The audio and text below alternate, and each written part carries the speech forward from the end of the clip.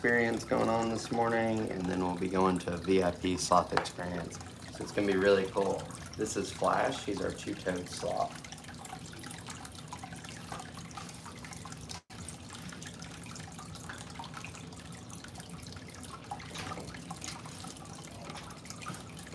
You want to change it? You can't go in and out.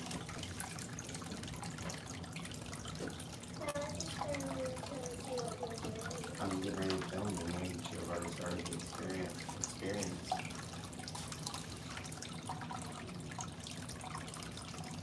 Guys, this is Flash. He's a two-toed sloth, and we're going to be doing a feeding with him here soon. It's really cool.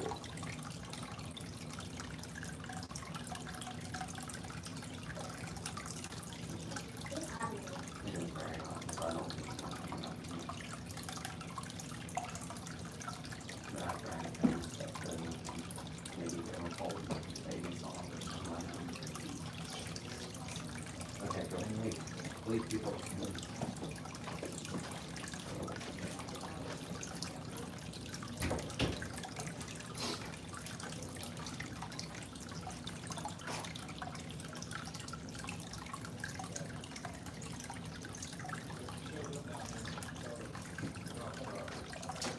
All right, come on in, y'all. All right. You can hang it right there if you want. Okay. Oh my goodness.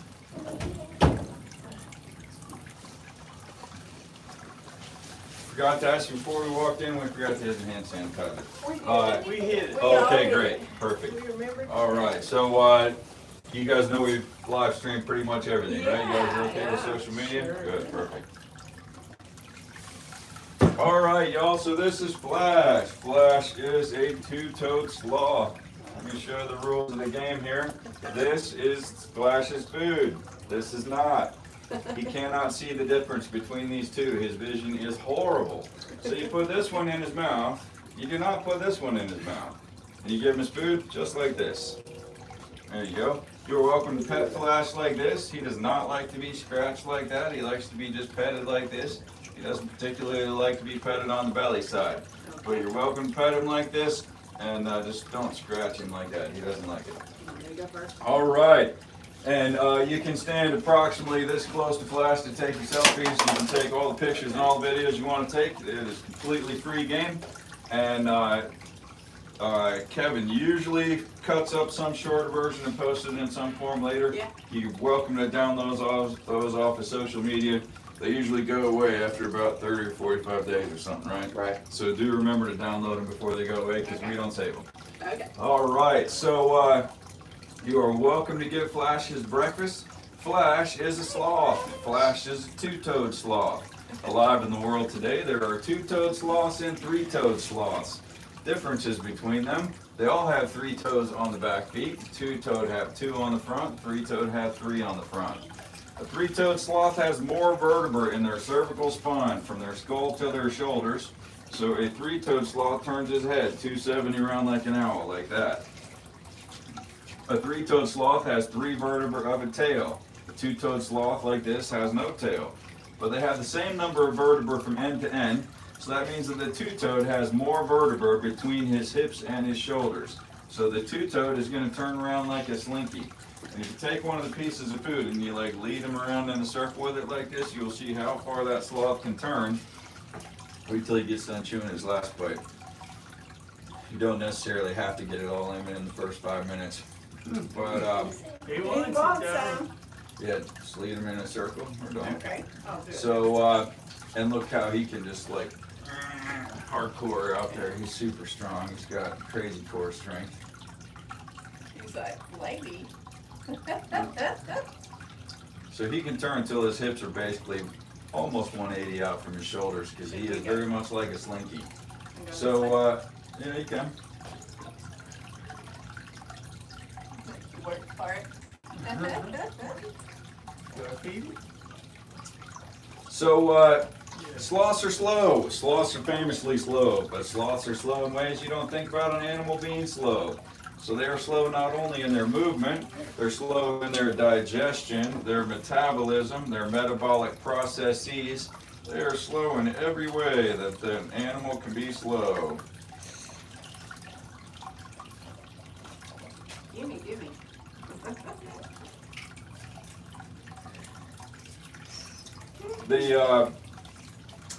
The slow in their digestion. So a sloth.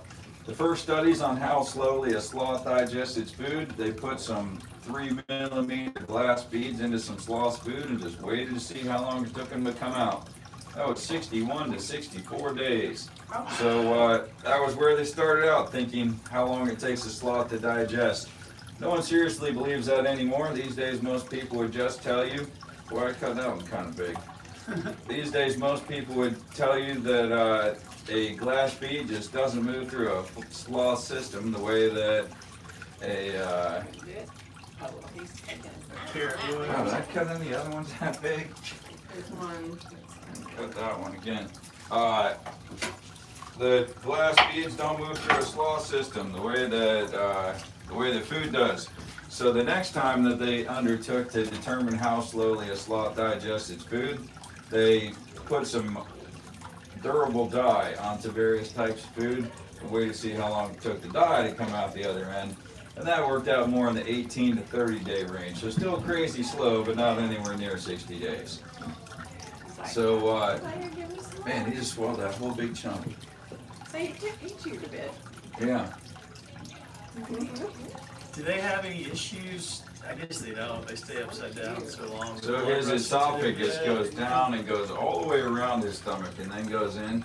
Okay. And though he doesn't have blood pressure issues, and nobody has really studied that a whole lot yet, but I can tell you they've studied giraffes who you would suppose would have blood pressure issues at the brain level. Yeah. Because when a giraffe's head is all the way up, you know, it's 26 feet in the air, so that's tremendous blood pressure to blast the blood all the way up there. Yeah. Then when they go down to graze, they're going from from their heart level, they're going from plus 12 or 13 to minus 12 or 13. Yeah. So they ought to have a stroke every time they reach down to graze. Yeah. So the way that it works is they have this massive research system around their heart that has like basically a switch in their neck to the attitude of their head.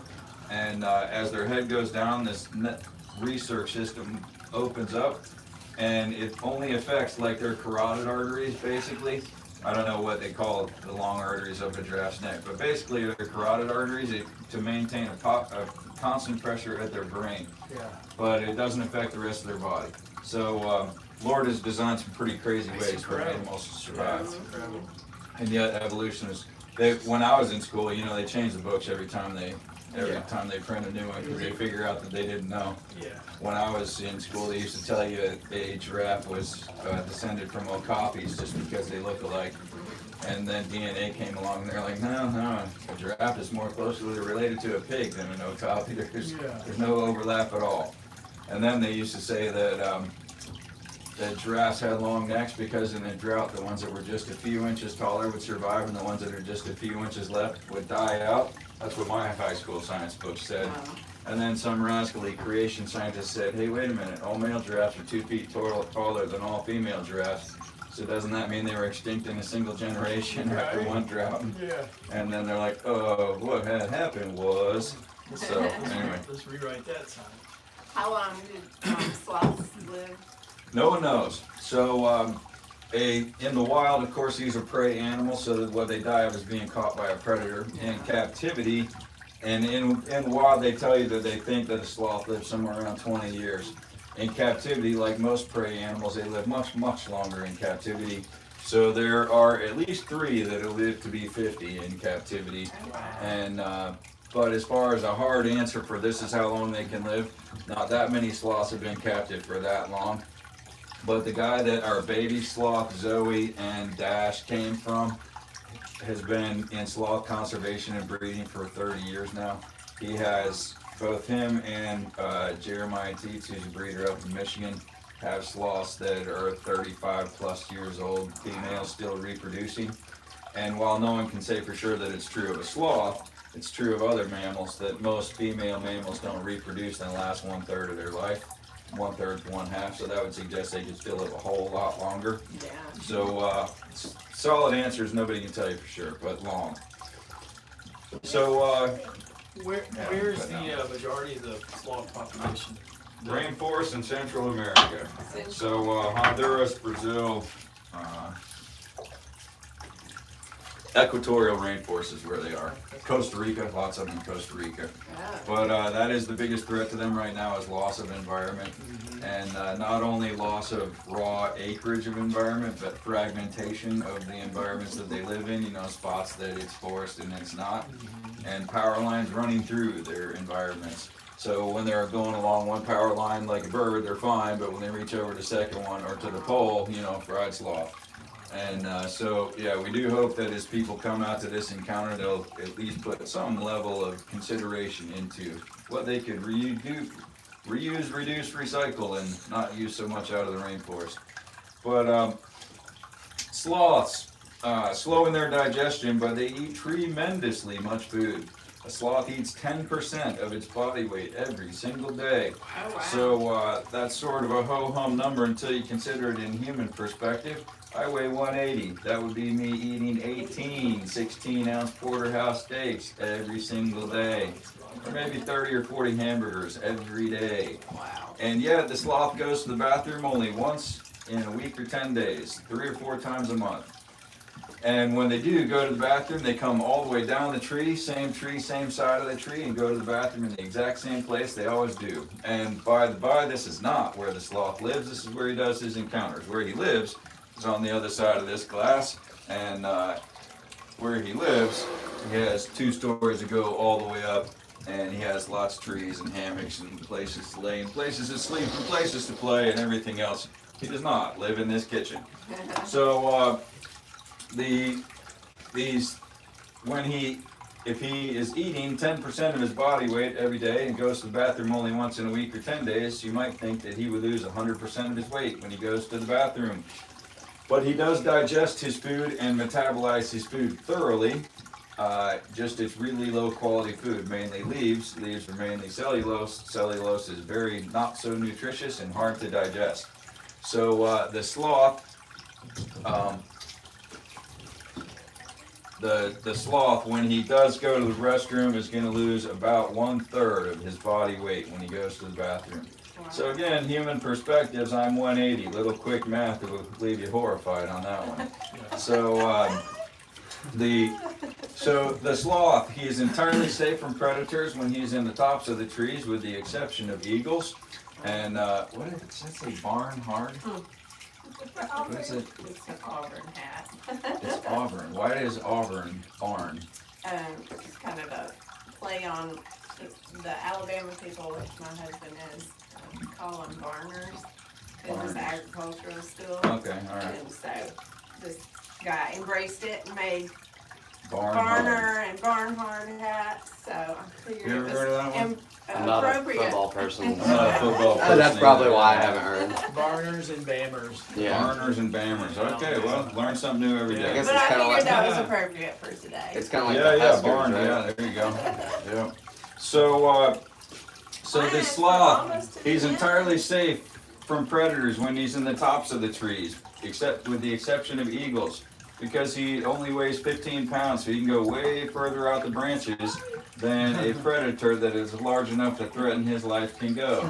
So the sloth, yeah, he comes down the same tree, same side of the tree every single time to go to the bathroom. You tell him, Fallon, to get ready. Okay. Please, thanks. So same tree, same side of the tree every single time to use the bathroom. So the reason that he does that is the sloth-moth symbiotic relationship, and you can stand a whole lot closer to him than that. You're welcome to stand right by him. Oh, my God. There you go.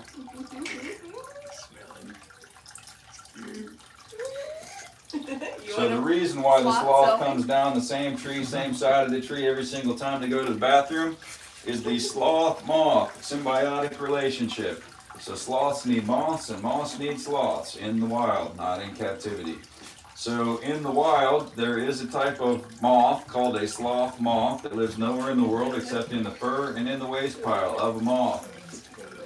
The benefit in that relationship to the sloth is that the sloth digests his food by a bacterial process, we digest our food by an enzymatic process. If his bacteria colony dies out, which would be due to getting cold, he has no way to replenish it. So the source of the bacteria that helps him to digest his food is the moths. So as he grooms himself, he licks up a certain amount of the waste of the moths and a certain amount of the moths themselves. And that is where he replenishes his bacteria colony that goes all the way through his entire digestive system. Hello? Great, stay left where the pond splits the driveway. Turn right on the gravel drive, and we will see you at the pavilion with a dozen picnic tables under it. All right.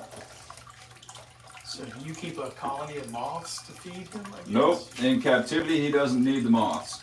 Okay. So we similarly have a helpful gut bacteria, not to the extent that he does, but we do. If we take a long course of antibiotics, that is what would kill off our gut bacteria. And we would fix that by either live culture probiotics from GNC or some good Greek yogurt. That's right. He has access to neither of those things in the rainforest. So that's why he has the moths that replenish him. In captivity, we don't ever let him get cold. Coldness is what would kill his bacteria colony. So a sloth's energy budget is so low that he cannot maintain his body temperature. So the daytime high in the rainforest is in the mid 80s, nighttime lows in the upper 60s, and his body temperature makes that range every single day, his core body temperature. If the sloth got down to about 55 core body temperature, that would kill the bacteria colony that's all the way through him, and 30 days later he would die of starvation with his stomachs all the way full of food. Because the same time that the same cold weather that killed the bacteria would also kill the moths, and it is a known fact that 30 days later he would die of starvation. And that is among the many reasons why it's not only a morally bad idea to buy a wild-caught sloth, but it's a financially bad idea to buy a wild-caught sloth, because that 1 week health guarantee isn't going to be jack for you 30 days later when it starves because he got cold in shipment, which you don't have any way to know if he got cold in shipment. But anyhow, so the sloth, that is how a sloth normally dies, is when he comes down the tree to relieve himself, he gets caught by a predator. But yet they do it, and they have to do it because that's the only way that their bacteria colony thrives. So the benefit to the moth is that the sloth is the living environment of the moths, and she's going in there, and I'm blocking him from going through the door, which he's done twice in the last couple days. Why? He wants to go. Well, he wants to go stay in a hotel instead of in his house. So, hello. We had to actually remove, there was a coat wrap. Great, stay left where the pond splits the driveway, turn right on the first gravel drive, and we will see you at the pavilion with a dozen picnic tables under it at 10:30. Welcome. Flash, you must be on go. You're trying to So the benefit to the moths is that the sloth is the living environment of the moths. The moths will live their whole life on the sloth. The food for the sloths is the moss and algae that grow in the sloth's fur, and the only reasons the moths will ever leave the sloth is to drink water that pools up in a leaf up of the canopy, and to go into the waste pile to lay their eggs. So every time that he comes down the tree, there are new moths in the waste pile, because it's row, row, row your boat. The moths are on about a 7-day cycle, and the sloth is on. And so when he comes down this time, they lay eggs. The eggs from 1 week ago are now larvae. The eggs from 2 weeks ago are now moths. And the new moths go onto the sloth every time he comes down the tree.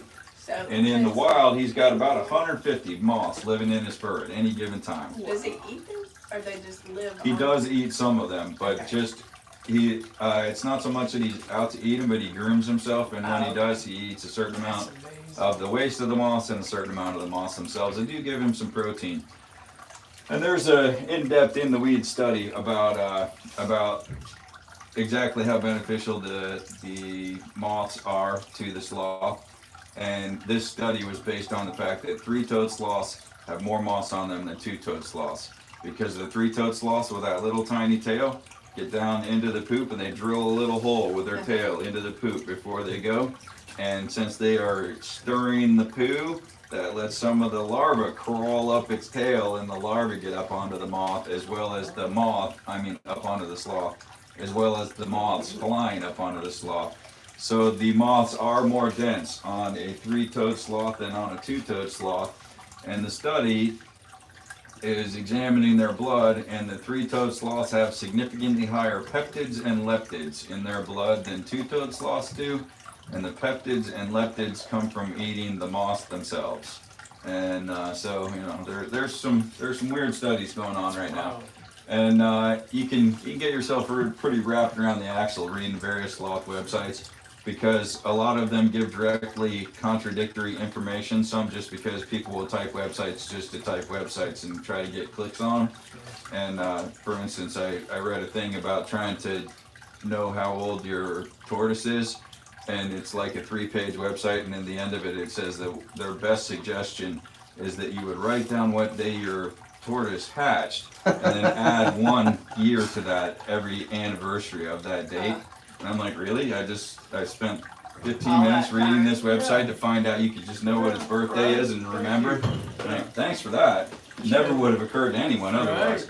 And then there are other websites that are, they give information that is intended to drive human behavior. And that is that sloths hate to be touched, hate to be petted, hate to be held, and it's physically harmful for them, all of these things. And in the wild, I completely agree with that, 100%. They are 100% correct. And in Costa Rica, they are not specific about wild and not, because they don't want people taking sloths out of the rainforest, setting up a roadside stand, and getting tourists to stop and pet the sloth. Sure. And I completely agree that that's a horrible, terrible idea and harmful to the sloth. Sure. But these aren't wild sloths. Right. These are multiple generations captive bred. They do not have a biome living in their fur. And especially when you hold the next one over here, you will see that they are actively seeking human attention all of the time. Sure. This guy's room up here is 2 stories tall. If he didn't want to come down the tree, I ain't climbing up to get him. Yeah. But the smears, most of these are on the other side of the glass, that if I'm late for 10 o'clock, he's there rubbing his nose all over the glass. And he's doing this one right here. Not a fastener. Yeah. Saying, hey fella, let's go. And boy, if a sloth is telling you to shake a leg, you gotta check your life, right? Yeah. How many times do you feed him a day? So he only does 2 encounters a day. At his 2 encounters at 10 and 10:30, he eats these breakfast items, which are his fruits and veggies. And the reason he doesn't eat leaves at this encounter is it's hard to feed him a leaf without sticking your fingers in his mouth. Oh. But then he has free choice. Leaves are the majority of his diet. He has free choice that he can eat those anytime he wants to inside of his room. And he eats about 7 or 8 ounces of fruit and veggies, and then he eats about a pound of leaves every day. What kind of leaves? Mainly baby spinach leaves, and then flowers. Sloth chocolate. I've just lost the word. Chemo brain. Anyway, there's hibiscus. Oh. Hibiscus flowers they call sloth chocolate. It's their favorite thing in the world. And he gets 2 to 3 servings of fruit a week based on what his waist looks like. So I am a sloth poopologist. That is how you know what's going on in the sloth's stomach, is what came out of the south end. And so every time he goes to the bathroom, we have to do a pretty careful examination of what came out so that we know what needs to go in. And that is probably, one, having an environment for the sloth that is like this, that's 80 degrees and 50% relative humidity all of the time, and big enough for a sloth to be healthy and happy in, is a significant challenge to sloth ownership. And 2, knowing how to feed your sloth and how to, be a sloth poop detective is the other really big part of it. And then 3, if you look at other places sloth encounters and you look at their booking calendar, you'll see that you can book their sloths every 15 minutes for 8 hours or 10 hours a day. Our sloths do 2 encounters a day. That's it. And that's why we have healthy, happy sloths that enjoy their encounters and look to So when you were looking for a vet, how hard was it to find one locally that? So our vet is learning.